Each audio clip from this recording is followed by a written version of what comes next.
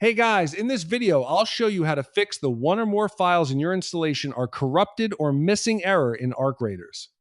All right, let's begin. First, open Steam and go to your library. Right-click on Arc Raiders and select Properties. Under the General tab, find launch options and type either DX11 or DX12. Try both options separately to see which one resolves the issue. After that, open the Start menu, search for PowerShell, and run it as an administrator. Now, copy and paste this command and press enter.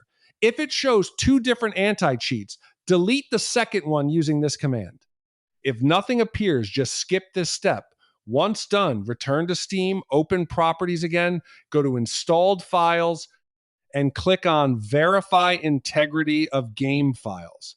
So that's basically how you can fix the one or more files in your installation are corrupted or missing error in Arc Raiders. That's it for this video. Thanks.